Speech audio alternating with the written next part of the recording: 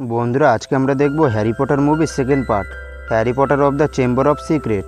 আগের পার্টে আমরা দেখেছিলাম হ্যারি তার স্কুল 1 বছর কমপ্লিট করেছে, তাই সে এখন ছুটিতে তার আন্টির বাড়িতে ফিরে এসেছে।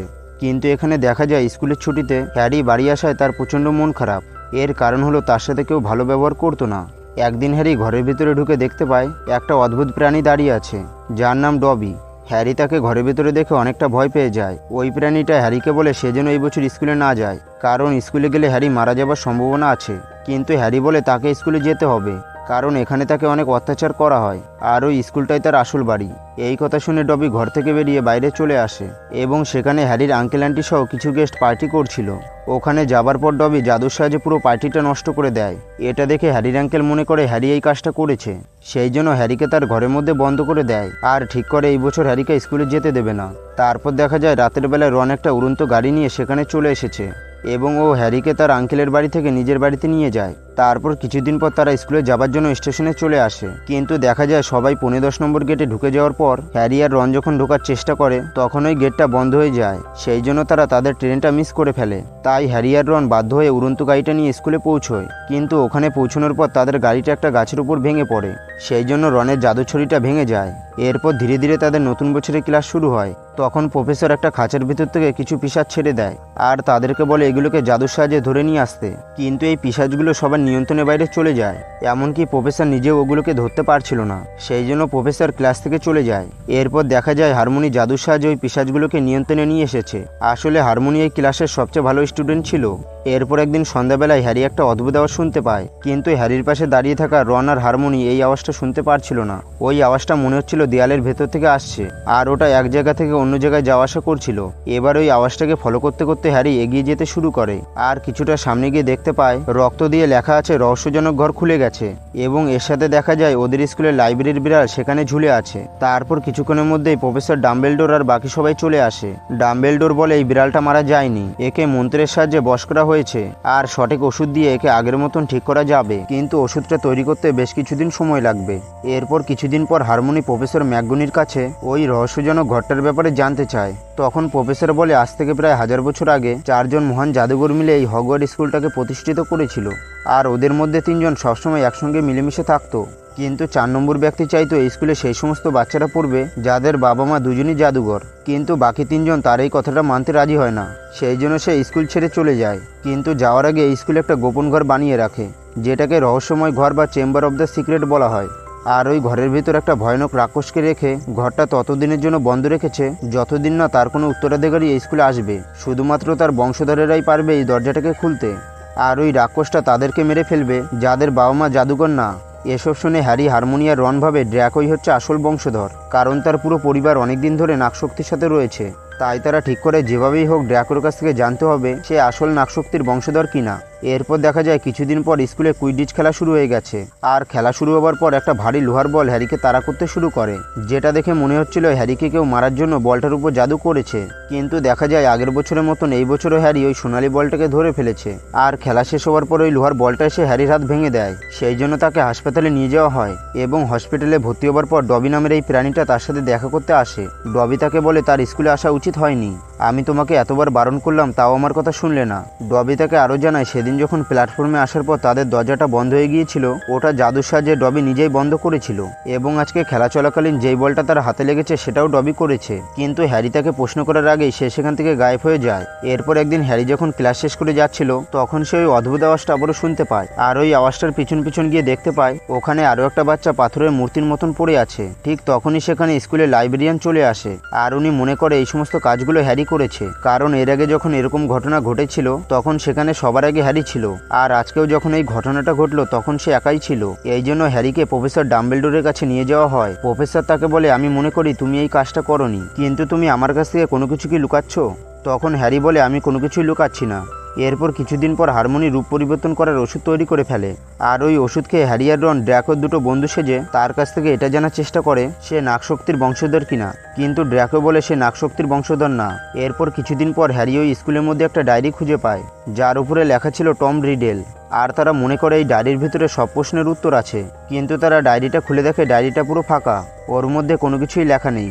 এরপর রাতের বেলায় হ্যারি ডায়েরিটা নিয়ে বসেছিল, তখন হঠাৎ ডায়েরিটার উপরে এক ফোঁটা কালি পড়ে যায় এবং দেখা যায় নিমেষের মধ্যেই কালির ফোঁটাটা ডায়েরির মধ্যে মিশে গেল।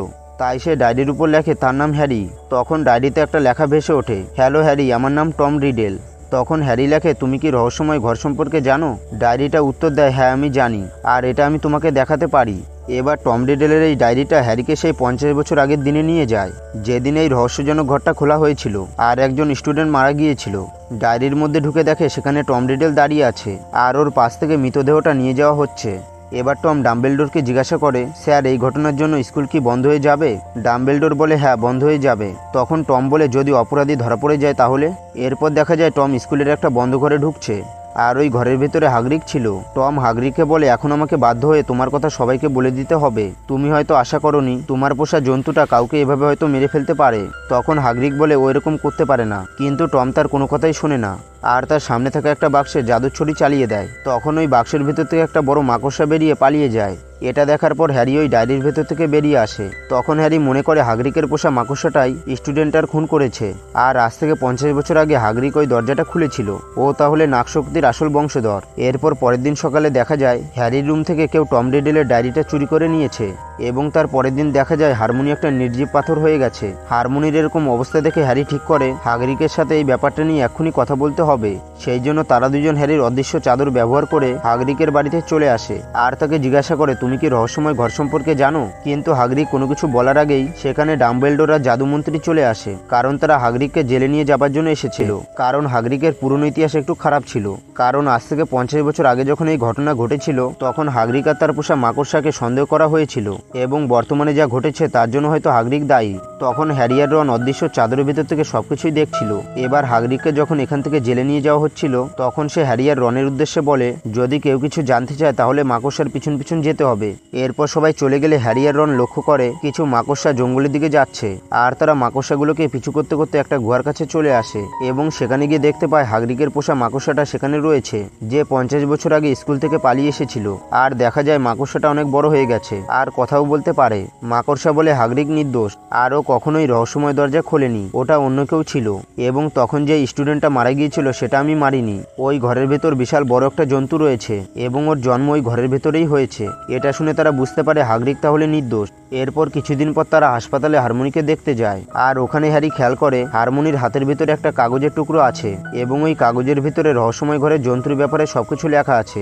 এখান থেকে তারা জানতে পারে ওই ঘরের ভিতরে বিশাল বড় একটা সাপ আছে যে স্টুডেন্টদের উপর হামলা করছে আর এই সাপটা পৃথিবীর সবচেয়ে ভয়ানক জীব এবং যদি কেউ তার চোখের দিকে তাকায় তাহলে সে সেখানেই মারা যাবে। তখন রন বলে, তাহলে এত বড় সাপ স্কুলের ভিতরে যাওয়া আসা করছে কিভাবে? হ্যারি বলে, এর উত্তর হারমোনি কাগজে লিখে দিয়েছে আর এই কাগজের নিচে লেখা ছিল পাইপ, তার মানে ওই সাপটা জলের পাইপ দিয়ে যাওয়া আসা করছে। এরপর সেদিন রাতে দেখা যায় ওই সাপটা রনের বোন জিমিকে ওই ঘরের মধ্যে নিয়ে গেছে। এরপর স্কুল থেকে ঠিক করা হয় প্রফেসর লককে ওই রহস্যময় ঘরের মধ্যে পাঠানো হবে, কারণ সে এর আগেও ভয়ানক আর মহান কাজ করেছে। এই জন্য হ্যারি আর রন ঠিক করে তারা ওই সাপের ব্যাপারে যা কিছু জানে তারা লককে জানিয়ে দেবে, যাতে করে সাপের সাথে লড়াই করতে ওনার একটু সুবিধা হয়। কিন্তু তারা ঘরের ভিতরে গিয়ে দেখতে পায় লক ওখান থেকে পালিয়ে যাওয়ার চেষ্টা করছে আর উনি কেন পালাচ্ছে সেটা জিজ্ঞাসা করলে উনি বলে, আমি কোনোদিনও মহান কাজ করিনি, আমার লেখা বইতে আমি সবকিছু মিথ্যা কথা লিখেছি আর সেই জন্য আমাকে এই স্কুলে চাকরি দেওয়া হয়েছে। এটা শোনার পর হ্যারি আর রন ওনাকে পালাতে দেয় না আর জোর করে ধরে নিয়ে যায়।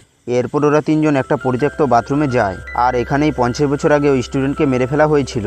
তারপর রন হ্যারিকে সাপের ভাষায় কথা বলতে বলে, তাহলে হয়তো ওই গোপন দরজাটা কোনোভাবে খুলে যেতে পারে।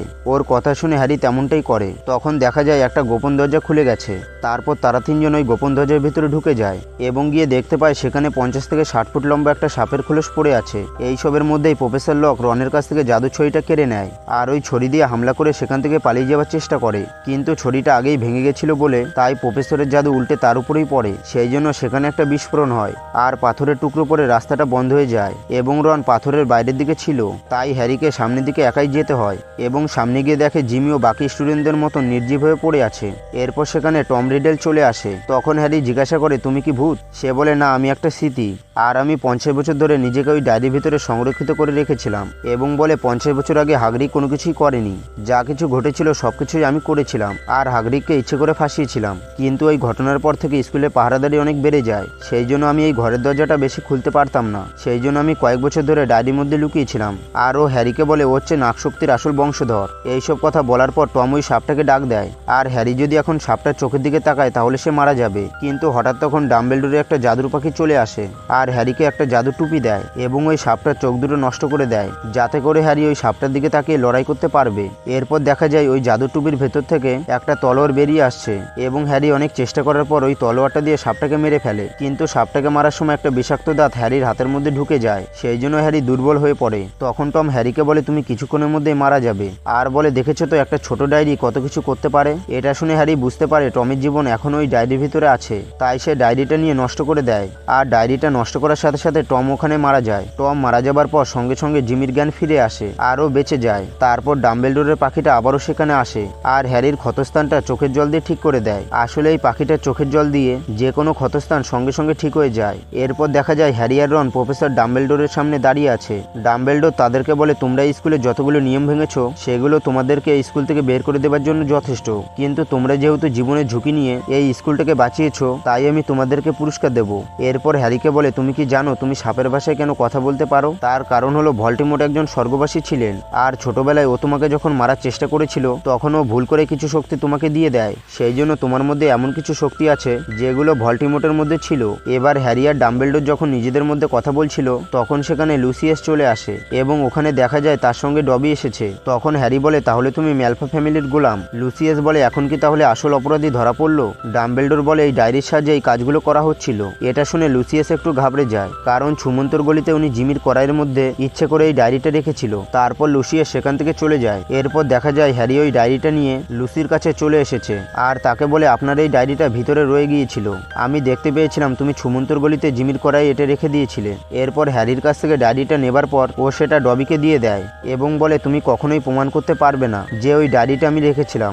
এরপর হ্যারি ডবিকে ইশারা করে ওই ডায়েরিটা খুলতে বলে এবং ডায়েরিটা খোলার পর দেখা যায় তার মধ্যে হ্যারির একটা মোজা ছিল। আর যেহেতু ডবির মালিক এখন তাকে একটা কাপড় দিয়েছে সেই জন্য ও নিয়ম অনুযায়ী পুরোপুরি মুক্ত হয়ে গেছে। হ্যারির এই কাজটা দেখে লুসি অনেকটা রেগে যায় আর তাকে মারতে আসে, কিন্তু ডবি তাকে বাঁচিয়ে নেয়। এরপর দেখা যায় হারমোনিয়ার বাকি স্টুডেন্টরা পুরোপুরি সুস্থ হয়ে গেছে আর দেখা যায় হাগরিক যেহেতু নির্দোষ ছিল সেই জন্য তাকে ছেড়ে দেওয়া হয়েছে আর ওকে স্কুলে দেখে সবাই খুশি হয়ে যায়। আর বন্ধুরা এখানেই হ্যারি পটারের সেকেন্ড পর্বের গল্পটা শেষ হয়ে যায়। তো বন্ধুরা তোমাদের এই মুভির গল্পটা কেমন লাগলো সেটা কমেন্ট বক্সে অবশ্যই বলে যাবে। আর ভিডিওটা যদি একটু ভালো লেগে থাকে তাহলে একটি লাইক দিয়ে চ্যানেলটাকে অবশ্যই সাবস্ক্রাইব করে রাখবে। তো বন্ধুরা আবারও দেখাবে নতুন একটা মুভির এক্সপ্লেন ভিডিও নিয়ে।